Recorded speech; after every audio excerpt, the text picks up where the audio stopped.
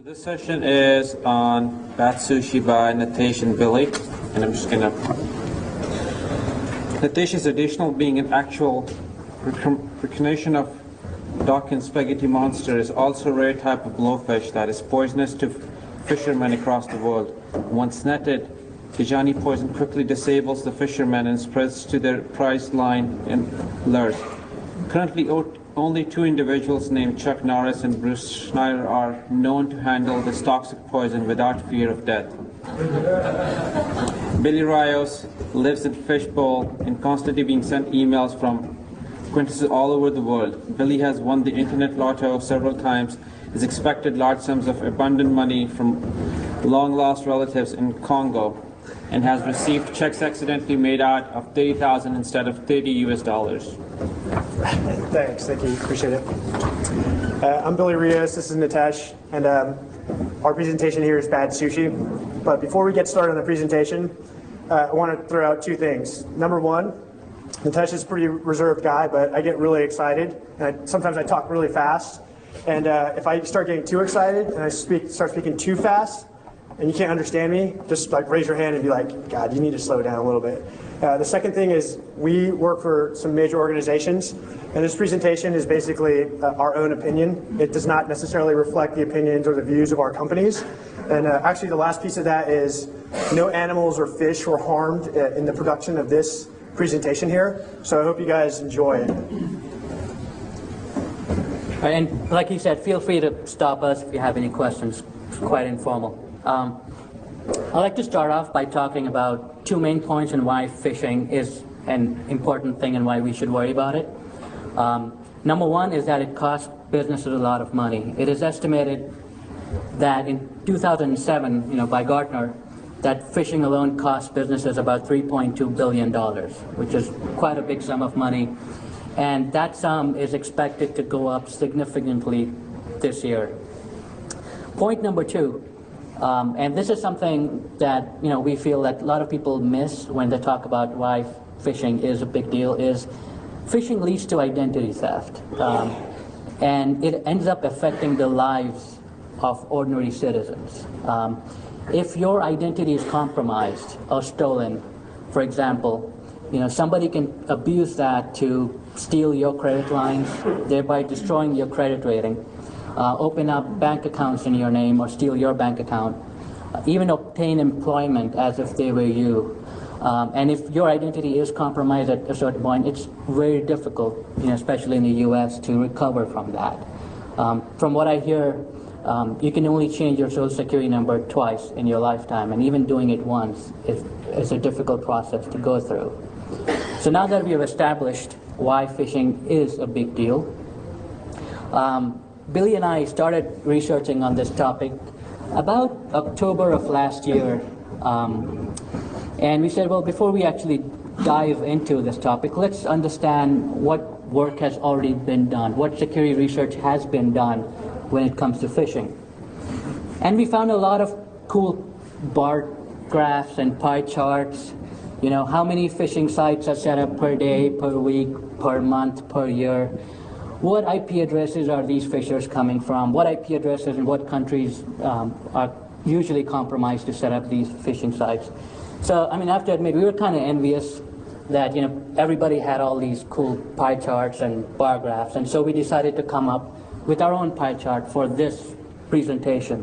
These are all the stats. These are all the stats we collected through the entire course of our research. Right. So as you can see, about 65% of that pie chart resembles Pac-Man, and the rest does not. And so, after kind of showing this off to our peers in the community, we were quickly told that as far as graphs and statistics and data is concerned, their intellectual capacities are strongly limited. So we said, well, what can we do? We decided to concentrate on other things because other people have already done a good job of collecting statistics. If you have ever been in a presentation before that's talked about fishing, I will guarantee you half of those slides are full of charts. So people have already done that work, and so we decided to look elsewhere.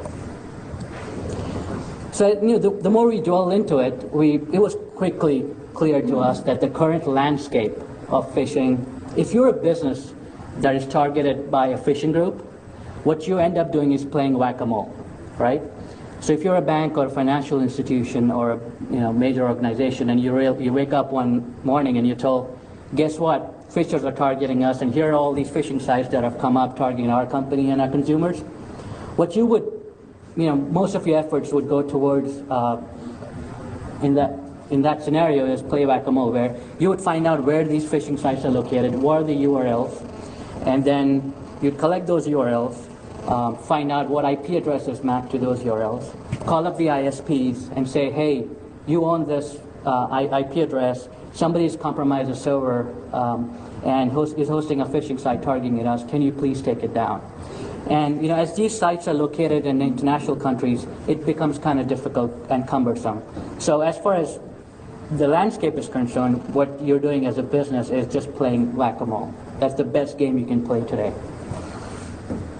So you take the whack-a-mole scenario, and then you say, okay, what do we have to deal with? Well, we have all these cool data and pie charts and bar graphs. So in the end, what ends up happening is businesses feel out of control, right? I mean, playing whack-a-mole is not control. The end customers, the citizens, feel out of control because it's their identities that are being compromised. The legal authorities who want to do something about the situation feel out of control. So when we thought about the landscape and said, what do we have to deal with and what do we know about the phishing landscape, we had a hunch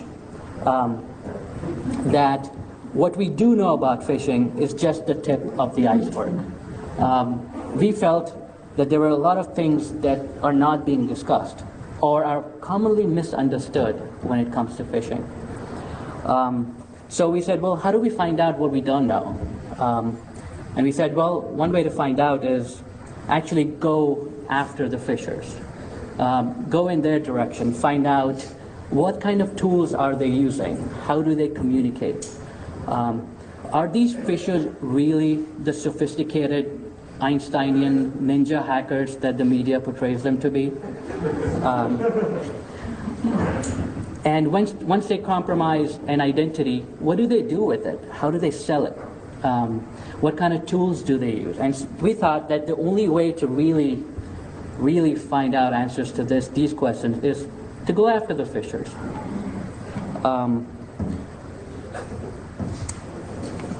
This is, yeah. So, that's my slide. He doesn't like this slide. No, I love it. I just, That guy. he's cute, yeah. So we said, okay, well, what are these phishers after? I mean, if you're going to go after the phishers themselves, let's understand what their prey is. What do they want? They want the good fish, or the happy-go-lucky fish, right? Yeah. So the average internet user, who you can't really expect the average internet user to be able to parse URLs, and all that. I can't expect my grandmother to parse URLs and say, oh, I'm on a phishing site or I'm not. That's what the fisher is after, the good fish. But the problem with that is, all the time, Billy and I hang out, we're told by numerous people that we are ridiculously good-looking guys. And so we said, well, we can't really be the good fish, especially the photograph I showed you earlier. So we decided to be the ugly fish, the bad fish, the fish the fishers don't want. So instead of actually going to these phishing sites and giving them our information, we want to hook on to their lines and their trails and see where it leads us.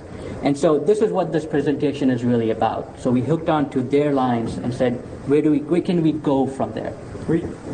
We actually did some research on this, and we determined that we actually are the nastiest, most skankiest fish on the internet. And that's actually us right there if you were to see us on the internet. You said the breaking trick? I'll skip that. Yeah, I know, right? Yeah, that's my little brother. Yeah. So where do we start? We said, well, we could go after, log into our Gmail, Yahoo accounts or whatever and look in a spam folder, because your spam folder is a good way to see, find out URLs to current phishing sites. We felt that spam folders were really noisy in the sense, because you had some, emails that were really targeted phishing attacks, but a lot of them were just noise. It was really just spam. So he said, well, that's kind of cumbersome to go through a spam folder and find out where these phishing sites are. We decided to actually go after blacklists, and Fish Tank is a good example of that. So if you come across a phishing site and you want to share it with the community and warn other people, you could go to Fish Tank and say, here's a phishing site, and the Fish Tank distributes that list with other groups, and it's a good effort to combat phishing. What Fish Tank also gives you, if you don't want to submit anything, you just go to Fish Tank, is the most currently active and the most recently submitted phishing sites by other people. So you can look that up too. Another avenue, and we're just giving you two examples. These are not the only two blacklists, but just to give you an idea. This is the Google anti-phishing blacklist. So when you download Firefox, it comes with an anti-phishing plugin. So if you go to a phishing site, Firefox will warn you, hey, you're on a fraudulent site, do you want me to help you get out of here or what? And the way that plugin works is it feeds off of this blacklist, right? So we said, okay, well, the blacklist is these blacklists are, a good way for us to actually figure out where these phishing sites are and what the URLs are. But we noticed two kind of unintended side effects to the blacklist. I think Billy shares this opinion with me that in the end, these blacklists do more good than harm, but the slight negative side effect is still there and we need to talk about it. One is in this example, apologize if you can't see it, but there's a red box. So what that is ftp://administrator:password at an IP address. So what the Fisher did is compromise an FTP server with the administrator account, set up a phishing site, and started sending out this URL to targets, which was ftp://username:password. So the poor guy who owns the server that was compromised, his administrator password is now being distributed in the blacklist, right? But that was probably something unintended. The more important point, the second point here is, as you'll see, when Phishers set up, compromise a server and set up a phishing site, they don't bother to patch the server, right? Because if you're a Fisher, you're probably setting up, about 50 to 100 phishing sites per target per day, or even more. And it's not in your best interest to patch the server. You just compromise it, and you set up your phishing site, and you move on. So if I were Fisher number 2, the lazy Fisher, I would go to this blacklist. And this blacklist would turn into a directory of easily compromisable hosts for me. And we have a hunch that this is why you'll find one IP address or server, and there'll be two Fishers who have nothing to do with each other hosting phishing sites. It's because one guy has compromised the server. The other guy's probably looked at the blacklist and said, this is probably easily compromisable. And for step other than phishing as well. So if you wanted machines to add to a botnet, or if you needed machines to do whatever, or you wanted to take over another machine, this is probably a pretty good list of where you could start. Because like Nitesh said, most of the time these servers are already compromised. And if they are compromised, they're probably not patched by the person who compromised it. And in a lot of cases, there's already a backdoor or something else installed onto it, so the Fisher can have ease of administration to deploy kits and that sort of thing. So from this list, we hit our first phishing site that we started this research on. It was Newegg. And so if the URL is http:// the actual address of the server that was compromised / blah, blah, blah, right? That was the actual phishing site. So one of the things we said is, hey, what happens if we actually just browse to http:// the IP address or the host name and take out the rest of the trailing resource?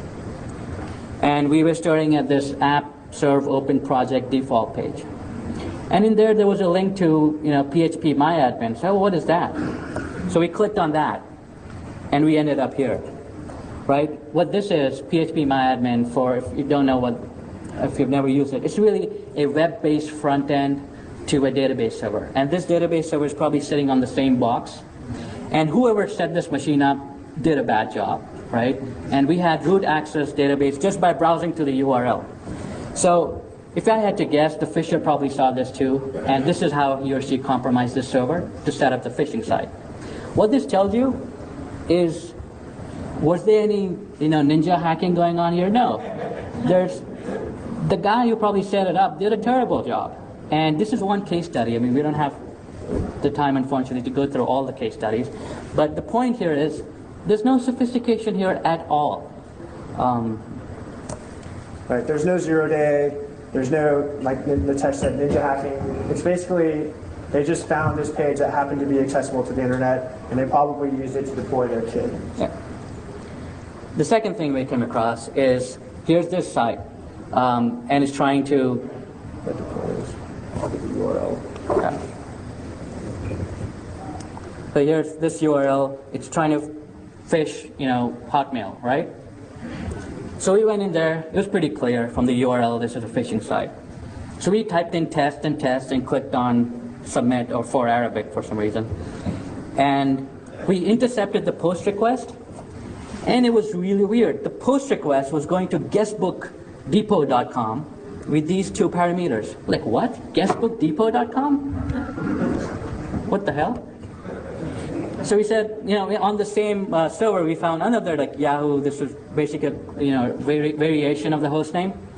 So Yahoo, and we submitted the post. We intercepted the post request again, and sure enough, guestbookdepot.com. So we said, well, what the hell is guestbookdepot.com? And we went to guestbookdepot.com, which is actually a legitimate site. In the early 90s or the mid 90s, did anybody here have like their home page, right? So what would you have in your crappy home pages? Is you would have a link saying, hey, sign my guest book, right? And the guest book would go to a service like Guestbook Depot where your friends would say, hey, I just saw your home page, it's pretty cool. And so this is what this was. And what the phisher was really doing here, you realize, is when the victims were coming in and typing their email address and their password, he was having the post request submit to a guest book.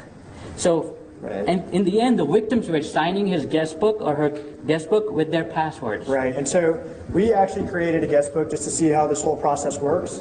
And if you look at, go back one more. If you look at that bottom, back one more, right, forward, one more, forward. Right there. If you look at that bottom picture, when we created a guest book, it actually gave us two pieces of information. It gave us a book ID and it gave us a GUID. And so those are the two parameters you needed to basically access to see who signed your guest book. Go to the next slide. And so once we look again at those posts that were being made, we see that some of the values that are getting posted are book IDs and GUIDs. Right. And then we actually went to the guestbook depot, and we have these two parameters, right? And once you have those two parameters, you can view the guestbook. And so when we went there, it was usernames and passwords of all these victims that I just submitted on the phishing sites. And where's that number? So here, this guest book contains 59,657 entries. We submitted a lot of fake entries, so that number may be a little high, but I'm also guessing that a lot of those are actually probably real. Yeah. So if you see any cuss words in this guest book, it's probably us. Yeah. So the next phishing site we came across was this Bank of America site, right? I think everybody's seen this. It's Bank of America, eBay, PayPal. And one of the things I just want to point out is, as we give you these case studies, we're just using some of these sites. We don't intend to say that, Bank of America did a bad job or Newegg did a bad job. We're just using this as a case study. So this is the actual site that was compromised to host the Bank of America phish, right? It's business time. It's time to be the bad fish. So we realized that this server has directory indexing turned on. So that basically means is that if you have a directory in your web root that does not have a default index page, the server will spit out the directory listing contents. And in there was a PHP script called ereur.php, and we're like, what the hell is that? We clicked on it, and this is what we saw. It was a backdoor. It was a backdoor the phisher had set up. And this backdoor through the web interface allowed us to execute any commands. We didn't do that, but execute any commands on the compromised server, or view any file on the compromised server, or start port scanning this server, some other server from this backdoor. So one of the things to note here is whoever set this up, this Fisher, didn't even waste his time or bother to password protect this. No authentication at all. None. As soon as you see the file and go to the file, this is what's presented to you without any check or anything like that. And we were also able to get access to the back-end PHP script. Now this is really important.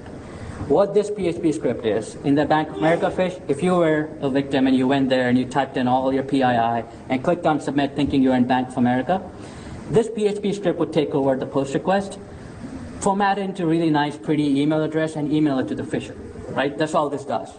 That's it. One of the things we noted is as the email is being constructed for the Fisher in this backend server script, there was like this string called result with the Z surrounded by hyphens, and we're like, oh, that's kind of weird. So we just remember that for the next few slides. I'll come back to that.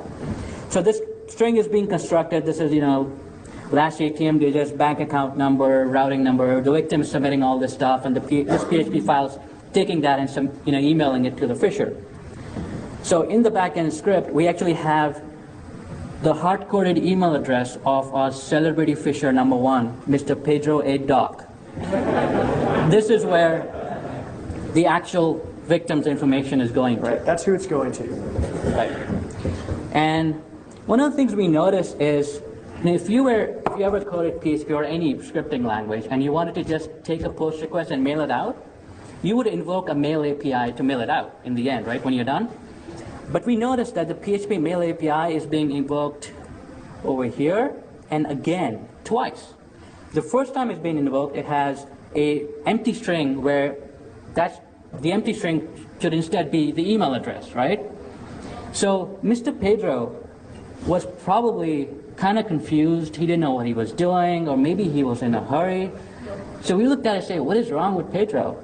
And when Billy talks about the phishing kits, he'll refer to this and all of this will make sense to you, what is going on over here, but I'll leave it to him to talk about. So going back to that result string, right? So whenever you come across a string that kind of seems unique and you want to like, where does this occur elsewhere? What do? Yeah. That's right. You invoke the Google bastards, right? They know everything. And so we said, okay, we have this string, and we put it in there, and we're like, you know what's going to come back? We're going to find other Bank of America phishing sites. We're going to find other places this PHP script is put. We rock, right? That's what we thought. Put it into Google, and what came back totally floored us. I mean, I was actually scared to click on any of these links. Yeah. So I thought at any moment, once I was looking at this, because we were doing this over IM, I was like, someone's going to kick my door down right now and take me away. And anybody know what OTR is and IM? It's how to encrypt your chat. As soon as we send this to each other, I see from Billy's side, OTR, encrypted chat initiated.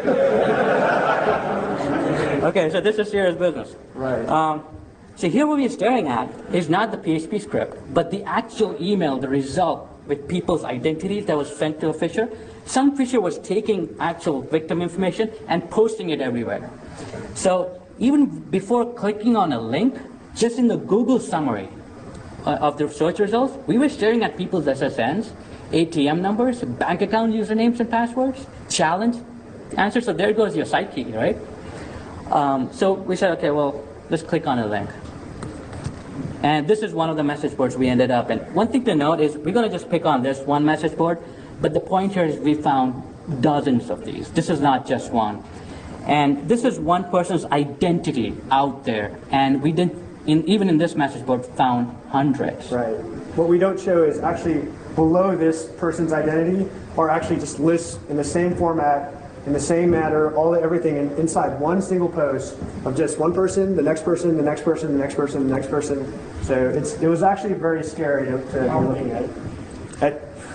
I can't even tell you. I don't know. And we'll get to the reasons why they do this. Yeah. Because we asked ourselves, like, why would anyone do this, right? But there are actually some reasons why they would do this. We'll get to that in a bit. Okay.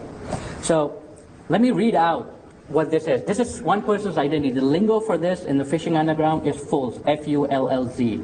This is everything you want to know about somebody to compromise their identity. Where the bank account was opened in, online ID, passcode, ATM PIN, SSN, bank account number, bank routing number, last 8 ATM digits, email address, cardholder name, address, city, state, zip code, phone number, credit card number, expiration month, expiration year, mother's maiden name, for some reason father's maiden name. Father's maiden name. The all-important father's maiden name. The date of birth and the IP address where this victim's live. So we're sitting here saying, what the hell? Why are these people? So this is a site that, I mean, it was in Arabic, so I'm guessing it's in the Middle East somewhere. So we thought maybe these people are sharing it for, maybe political reasons or to gain respect amongst their peers in the phishing world, or maybe, I think Billy will talk about that. If you're selling an identity, give it off as a couple of samples, so people who are going to buy from you know you for real. Right, almost like a drug dealer, yeah. Where drug dealers deal with shady people. People don't want to get ripped off. It's hard to tell, what the quality of their product is. And so what these people will actually do is they'll say, hey, I've got thousands of these, and here's 10 of them that work, or here's 50 of them that work. I don't really even care about these. I have so many. Go ahead and use these for whatever you want to use. And then once you realize that they work, come back to me and buy some more. So that's why all this stuff is actually in these public forums. And so I can't read Arabic. You can't either, right? I tried, but...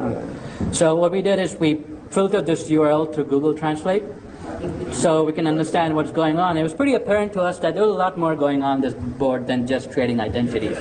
For example, there's this one person here selling credit card number generators. There's lots of activities going on. Here's one post where somebody's posting direct URLs to some companies who had made the mistake of putting database files in their web root containing customer information. One thing to note at this point, I really remember hitting this page and speaking to Billy, and this may sound absurd to you, but you remember the Bank of America phishing site we started with? Starting from there to here, that's the trail. We started with the Bank of America phishing site, figured out, got introduced to Pedro, figured out the result string, went to this message board, and we're staring at this within a matter of 15 minutes. So the point here is you can take one phishing site and actually develop a trail and uncover so much. It's absurd. So a lot more going on this phishing on this message board. People are also talking about breaking into other people's email accounts. There are people posting, say, hey, can you break into this email account? I'll give you this much money, and so on. This is also one message board called VN Cards, where it was really solely set up to buy and sell identities. So an identity, like FULZ, the one example we saw, could go anywhere from $15 for one identity to 50 cents if you're buying it in bulk, or if you tell the fisher you know Billy Rios. Such a good deal.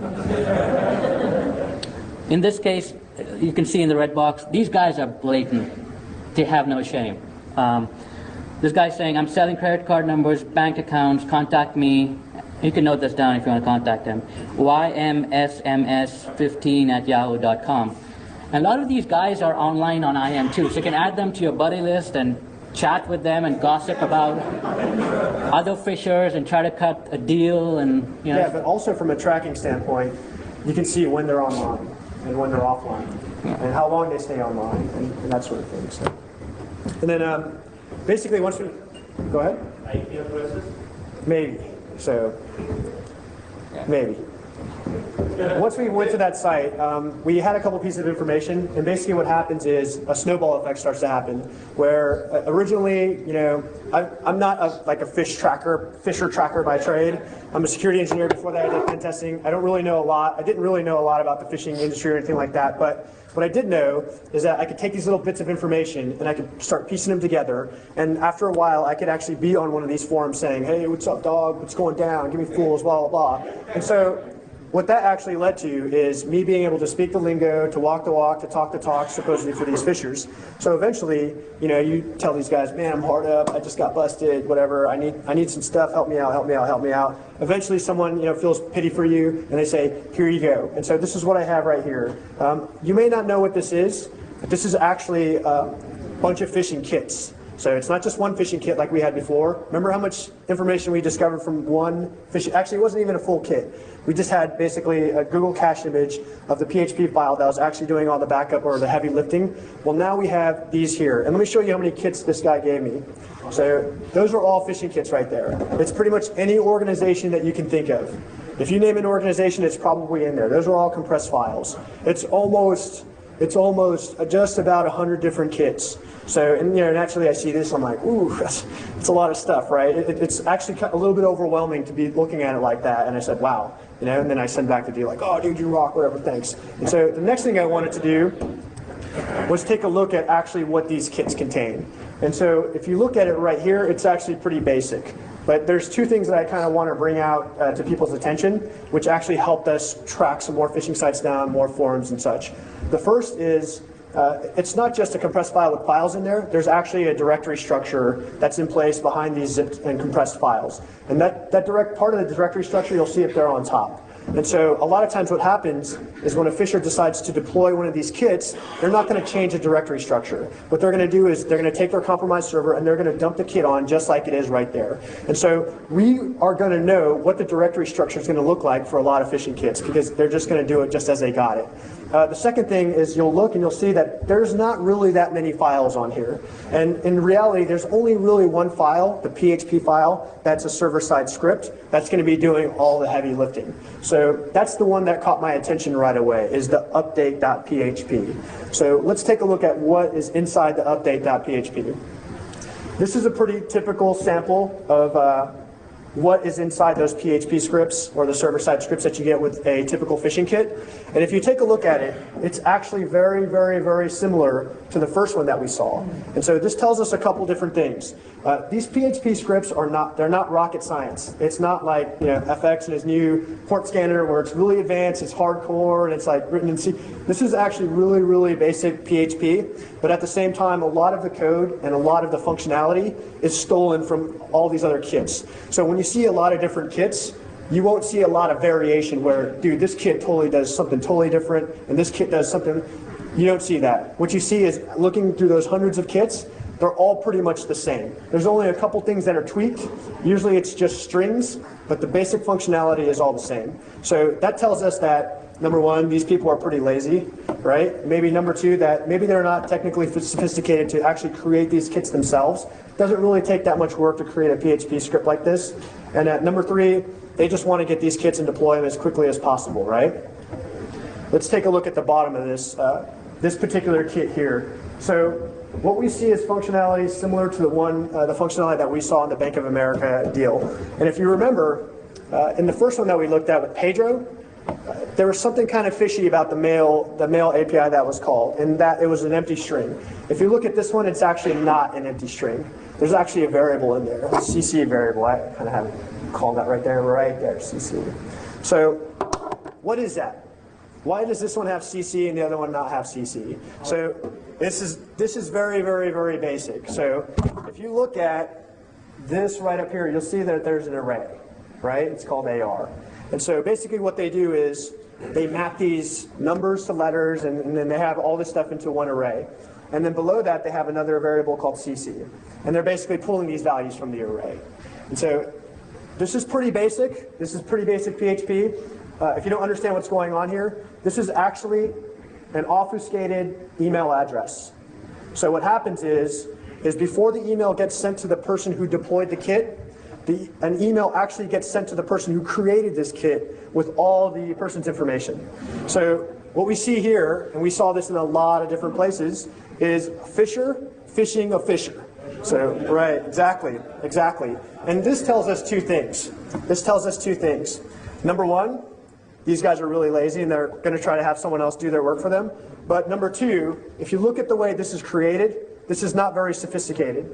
The obfuscation is actually right above the place where it's called. It's not in an include, it's not hidden, it's not, weird ninja encoder or anything like that. It's just obfuscated. And then there's this line right here.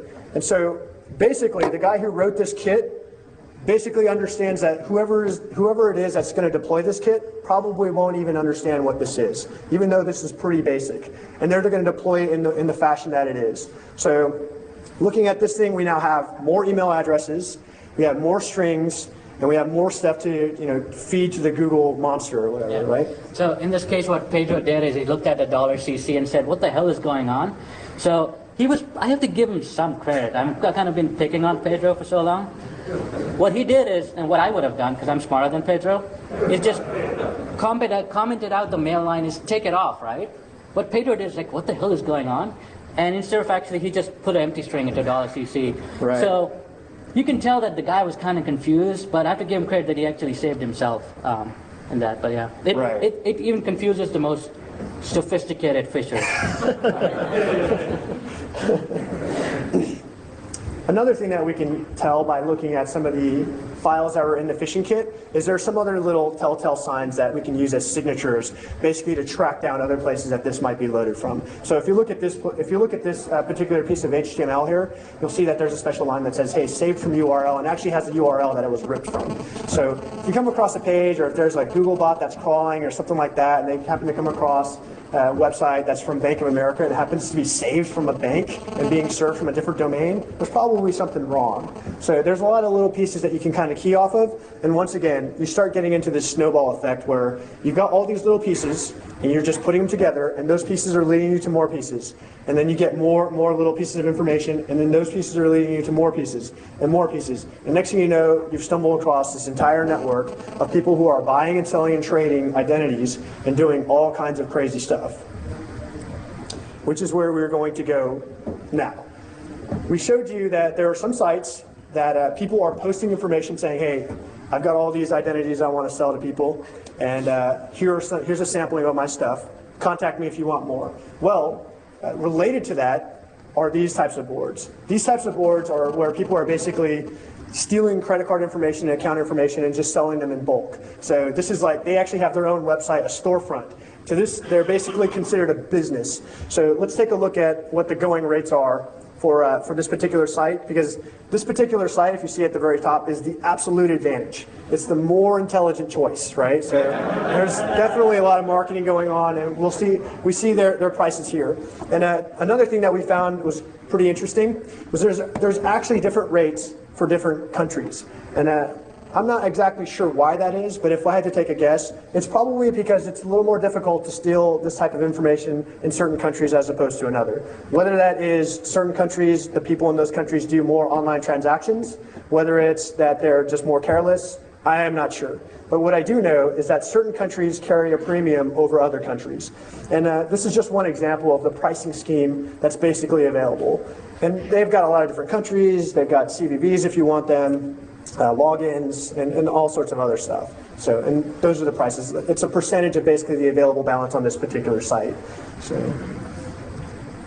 now I know what you're thinking. Like, maybe you just stumbled across some random site that happens to have this. This cannot be that blatant, where there's just these types of sites all over the internet and people just trying to sell stuff just so blatantly that they don't even protect it via passwords or any kind of authentication.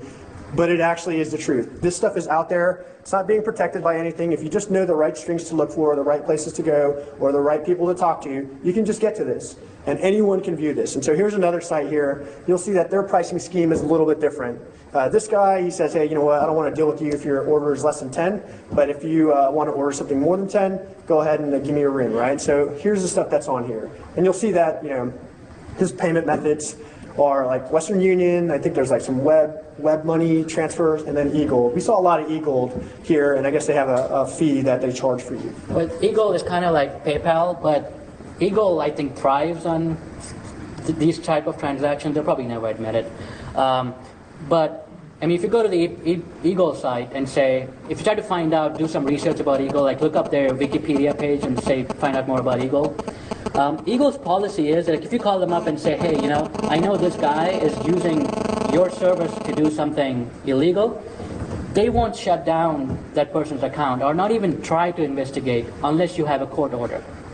So if you have somebody who's, and a lot of these people who are trading identities are not in the US, they're abroad.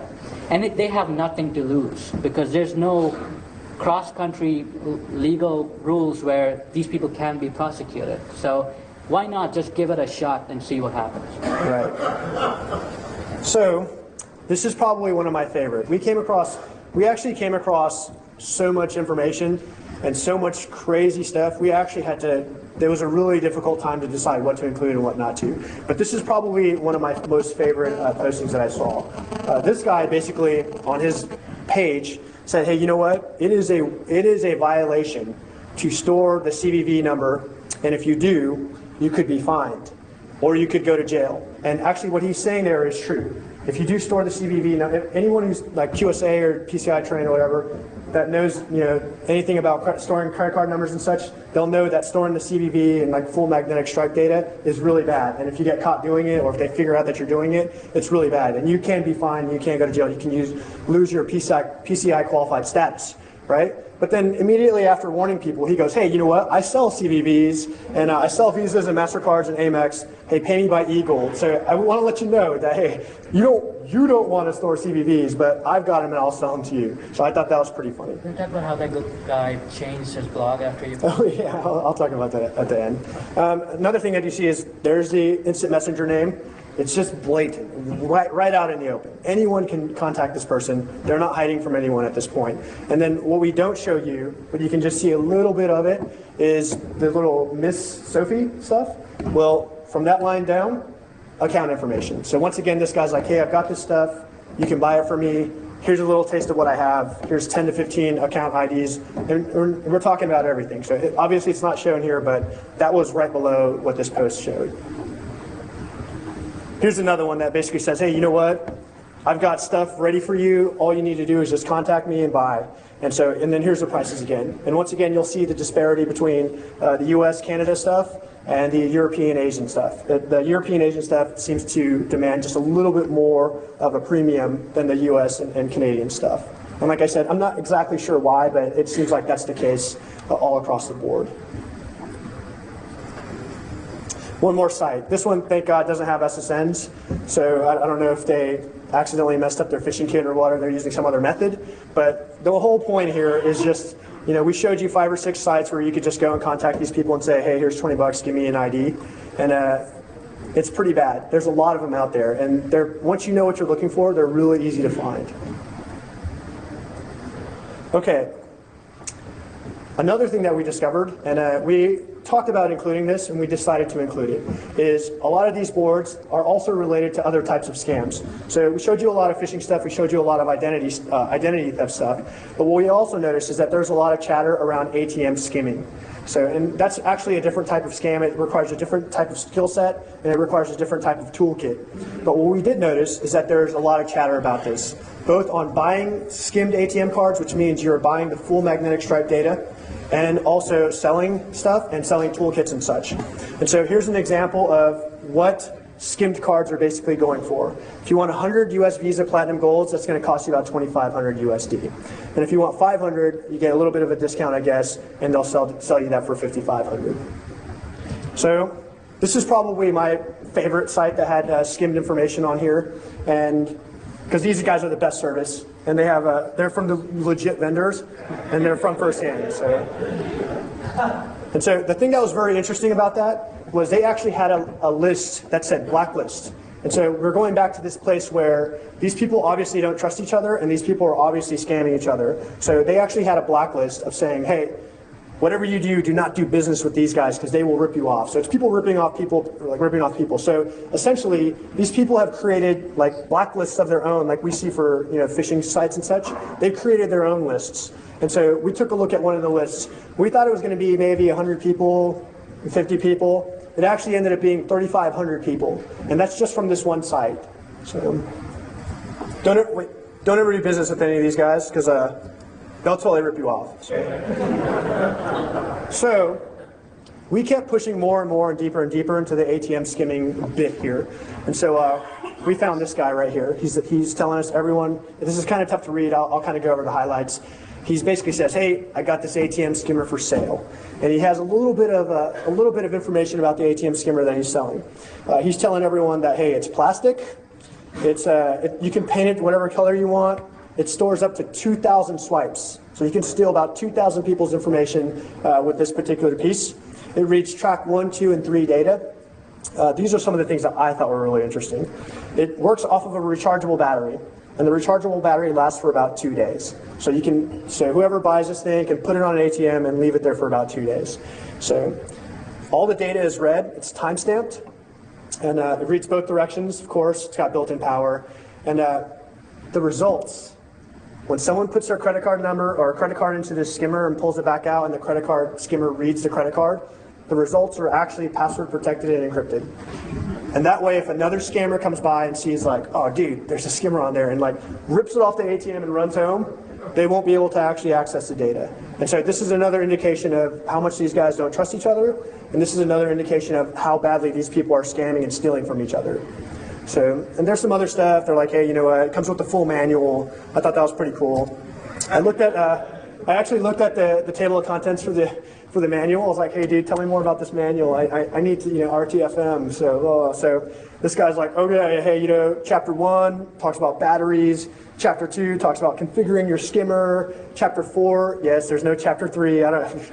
Chapter 4 is testing your skimmer. Chapter 5 is installing skimmers, and he says how hacker installs skimmer to ATMs. And chapter 6 is painting your skimmer, how hacker match the color of ATMs. Chapter 7 is camera equipment, how hackers set up cameras at ATMs and the different methods and equipments they use. So, okay, and chapter 8 is model B2 only. I've got no idea what that means. How to make your own labels for skimmer identical to bank labels. And then he tells me, hey, payment, blah, blah, blah. So I'm not going to stop there, right? I strike up a rapport with this guy, establish a little bit of a relationship with him, and a little bit of social engineering goes a long way. So eventually, I get this guy to say, hey, you know what? I'll go ahead and sell you this ATM skimmer. And I said, yeah, tell me what the price is. Give me all the information about it. So the guy sends me this email. He says, hey, there's a new price for the skimmer and pin pad, and it's about $1,800. These are different shipping methods. And if you're interested, send me the money and I'll send you the skimmer. And of course, I'm like a good customer. I said, I'm not going to send you money. I need pictures first, right? Show me the goods, right? And so these are the pictures the guy sent me. So this one right here is actually the ATM skimmer, and the picture was actually blurry when I got it from the guy, and I don't know if it's just because he likes JPEGs or whatever, but I think it may be blurry on purpose, so I can't see what those chips are that he's using on the skimmer to read the card and such. But you can see that there's a little device there that's basically right where the magnetic stripe would go back and forth, and you see that there's a battery there, and this thing's kind of self-powered. And he's got little things like this is plus voltage, this is negative voltage. Yeah, blah, blah. This is another picture of a bunch of front ends of the skimmers that you can see. The guy's got obviously a lot of them. So this is what scared me. Usually I thought that most of the skimming was done via a ATM skimmer and a camera someplace that would be recording your pin pad types. Some of the new skimmers actually come with a keypad. And so this keypad actually lays over the keypad that is actually on the ATM. And when people press the key, it's actually going through and they're actually depressing the actual key on the ATM, but it's also recording it inside the keypad. And so here's an example of the skimmer devices that are up there and this keypad right here. And then here's another example of a different model that they have that's also available for sale. So originally, when I saw these images, I was like, man, that stuff looks so fake. Give me a break, dude. If I saw that on an ATM, there's no way I would touch that thing. And so I actually went to ATMs because you need to take out money, and this stuff looks like the real deal. And so I can never take money out of ATMs anymore because I'm just so paranoid now. Like I see the little skimming, not the skimming thing. I see the part where you're supposed to slide your card, and I'm like shaking it, and I'm like clawing at the keypad to make sure it doesn't come up, and I'm like, man, it's really scary. So, watch it. When you guys go to an ATM, it's one of those two. These are the keypads. I'm telling you. I mean, you look at them now, and you're like, that's fake, man. But when you go to a real ATM, that's what it looks like. So we went over a lot of stuff, and we're going to try to get some conclusions in here. maybe give you guys some value as to what you can do or what we came away with and such. So a lot of people think that I'm really good looking, and they're right. But a lot of people think that Phishers are actually very, very smart, intelligent, high-moving, high pace, always one step ahead of the authorities, more creative, outmaneuvering, ninja hackers and such. And they're a lot like this guy, right? Just one step ahead. We just can't catch them. Like mischievous Einstein. Right, mischievous. They just know we just can't catch them. They're just too smart. They move too fast. In reality, they're more like this guy right here, right? They rely on a lot of the infrastructure that's in place to help them do whatever it is that they need to do. That's Pedro. That is Pedro right there, Pedro 08. So, and there's a lot of indications for that, like the phishing kits that are being deployed, why they're all the same, like the obfuscated stuff that's in there where it shows you that a lot of these people can't even read the code that they're deploying on different machines, showing you that once they've compromised a machine, they're not even savvy enough to really patch it and backdoor, or patch it up or protect the backdoor that they've installed. There's a lot of indications that kind of point to this, and so that's both good and bad. It's both good and bad. It's good that these people aren't as high speed and technically savvy as the ninja hackers. That's very good, because superior thinking will always beat superior force. But it's bad in that basically anybody can do this. Once they get the kit, once they get the right contacts, it doesn't take any technical know-how, it doesn't take ninja hacking skills to be able to deploy kits and steal and sell and buy identities. And that's the bad part about it. So these people aren't very savvy, but right now as it stands, they don't need to be savvy. And that is definitely part of the problem. Next time you attend a presentation that says, oh, these Phishers are sophisticated, raise your hand and heckle that person. It's not true. And if there's any Phishers in the room that disagree with me, just raise your hand right now and we can go over it. So we had this slide up before, and basically the situation that we're kind of dealing with right now is like a rowdy crowd or a riot, where these people are not like special forces for U.S. military and such. These are just average people, and the strength and the danger that comes from the riot that's like this is that they have these huge numbers. And so any one of them by themselves is not really that difficult to deal with. But once you start having lots and lots and lots and lots of people, even if they're not very, even if they're not very savvy, or even if they don't know anything about what they're doing, if there's a lot of people there, then it starts to become difficult to control. And personally, I don't know if we'll ever get to the point where we can completely eliminate these types of problems, because there's a lot of different issues that you have to deal with. But one good step in the right direction is to take away this type of atmosphere, where it's just a huge crowd that's difficult to control. Passwords. Passwords is a problem. With phishing, basically they want to take all of your data. And so what you want is make it so where the user cannot give up their data. Because once they see it, and once they're asked for it, it's already too late. They're probably going to give it up. And we have some ideas on how you can protect against this. I'll go over one really quickly. If you want more details, you can actually ask me about it later on. But in some instances, you can actually do a two-factor type authentication and try to help your user here in certain instances. And what you can do is take advantage of existing technology. And the specific piece of existing technology I'm talking about is the same origin policy. So what you can actually have your website do, let's say you have a website that requires username and password, and your website's being phished all the time. What you can actually have your website do is when someone registers an account, or when someone gets a username and password for your website, you can actually have your website set a persistent cookie onto their machine.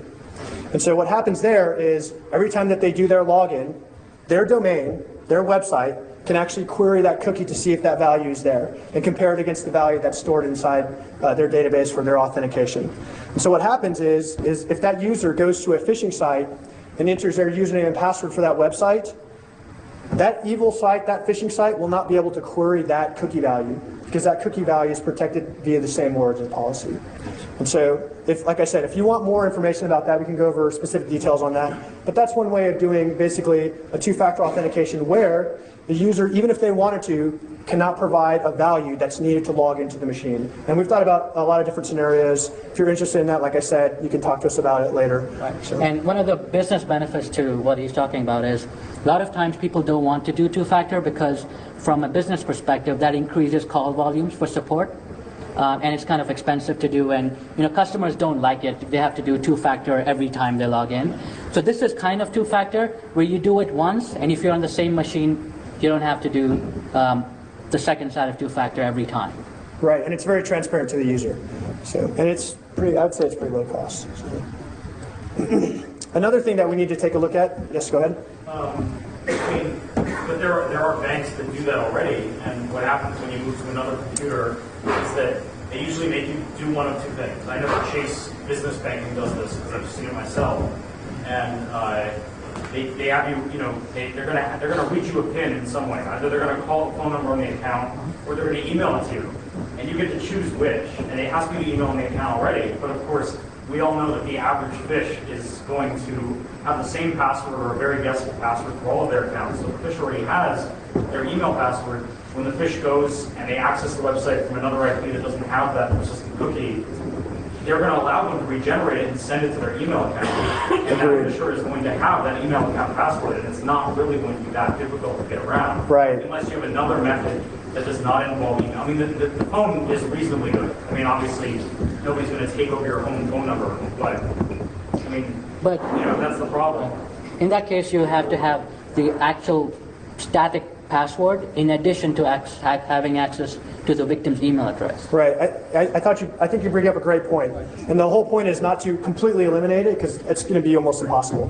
But what you want to do is raise the bar so that Pedro won't be able to pull off the scams that he's pulling off. So where it's going to require some sophistication, it's going to require some targeting, and it's going to require more effort. And that's going to eliminate a lot of the stuff that we see right now. So, but that's a great point. Absolutely a great point. The next point that we want to bring out is that, as you saw, there are many links in this chain. So a lot of people focus on one link, and that's the phishing site. Like they want to identify the phishing site, they want to identify what domain it's being served from, let's identify the IP, and they're trying to track this via blacklist and such. And that's one link, that's good, that needs to be done. There's a lot of benefit from that. But as you see, there's a lot of different links in this chain. There's a link where people are buying this stuff, this is demand, and it's blatant, they just have it out there, they want to buy it. They're telling people, do this, sell it to me, I will give you money for this. That's the demand side. The phishing kits and the tools. It's very easy to go to a site, download the phishing kits, and download the tools as you just saw. That's another link in this chain here. And there's a lot of different links that are in place. And so instead of focusing on one link and saying, hey, let's just try to nail this one link and get it fixed, maybe you could start looking at some of those other links and breaking down those other links.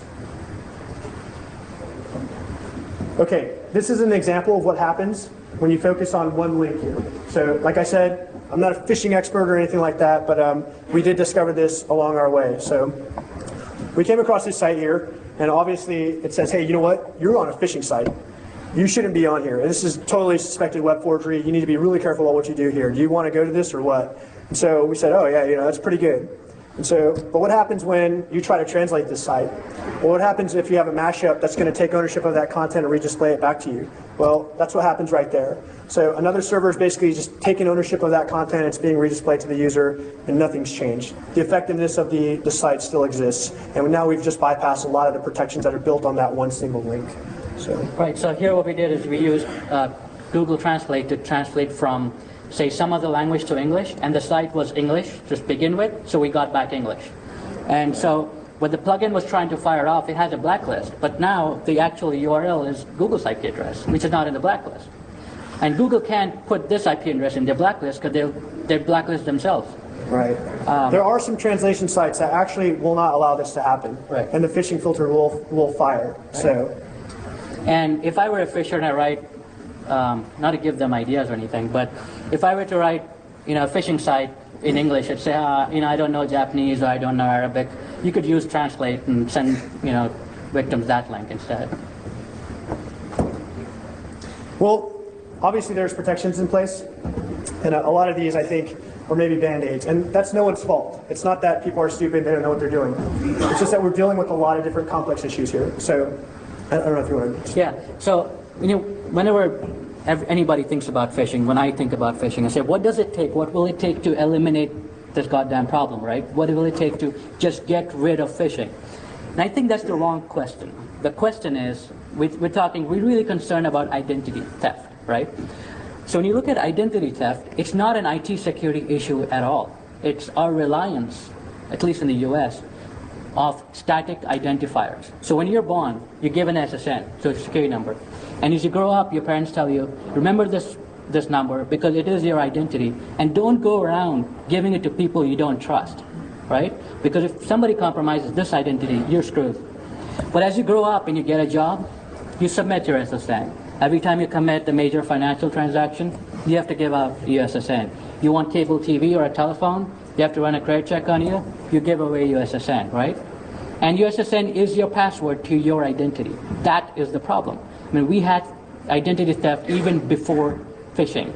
So we actually really need to sit down together in the community and think about what we can do to stop relying on these static identifiers to correlate to people's identities. It's almost like, say you lived in a world where your email address was your password, and you went to the webmail provider and said, what the hell, are you actually going to ask for a password? And he says, no, here's the security. Is your email address is your password, and don't go around giving your email address to people you don't trust. That is exactly how SSNs and credit cards work. That is the problem. I mean, we can write all the secure code we want. It's not going to solve the problem. So we need to be aware of that. Definitely. We're big proponents of user awareness and education. But one of the things I caution people against is don't take it too far, right? Because if you take it too far, you expect too much out of the user. While trying to impart awareness, you'll confuse the user. If browsers come up to standards where they display a green border around highly assured banks or websites, I can teach my grandmother to say, when you see this green border, this UI, you're safe. That's reasonable. But I can't expect my grandmother to learn how to parse URLs, right? So awareness is good, but let's not take it too far. Because a lot of times in the community, we security professionals become lazy and try to push it onto the average user. And before we end, I want to talk about if you're a business that's been targeted by a phishing group, what can you do to be proactive or reactive in some sense? You're going to play the whack-a-mole game for a few years to come. And how can you play the whack-a-mole game better and faster? Because if you're a business that's being hit by a phishing group, you're paying somebody a lot of money, probably hundreds of thousands of dollars per year, to contact the ISPs and shut down these sites playing a whack-a-mole. How can you do it better? Here's Zions Bank on a phishing site. And when I did a view source to look at just the HTML content, not even the server-side code, I noticed that the highlighted part, the Fisher who coded this HTML was pulling the GIF from the actual Zions Bank server. And it was not, he doesn't even have to, yeah, it's very common. It's not just Zions Bank, or just giving Zions Bank as an example. So if you were a victim and you clicked on the phishing site, your browser is going to pull this GIF from the actual Zions Bank server. The knee-jerk reaction when a business finds out about this is they say, okay, what is going to happen is every time somebody pulls this GIF, I'm going to look at the referrer. The referrer is going to have the URL of the phishing site, and because it's not zionsbank.com, for example, I'm going to display another image saying, you've been phished, don't enter your information. I think that's a bad idea, because the moment you start to do that, the fisher is going to realize it, right? But instead, what people should be doing is using this to their own advantage. If I were this bank, or any business that sees this happening, write something on your side to watch the referrers, right? So what will happen now is when a fisher is trying to code your site or to set it up and test it, he's going to test it, right? And he's going to pull this GIF from your server. So even as the fisher is trying to set up a phishing site targeting you, you'll be notified. So you're playing a whack-a-mole, but you're playing it faster. The second thing, when a victim clicks on the phishing site, you'll get your consumers, the victim's IP address. So you can actually, in some sense, keep track of who's visiting your phishing site targeting you. In addition to this, and hopefully from what we talked about today, if you're being targeted, ask yourself questions like, am I in a phishing kit, right? Do I have access to the server side PHP script? What can I Google for? Can I find out how my customer's information is being traded? What kinds of tools are these phishers using to target my company? So hopefully there's a lot of constructive things you can take away from this presentation. Definitely. And with that, we'd like to open it up to questions. I hope you guys liked it. So.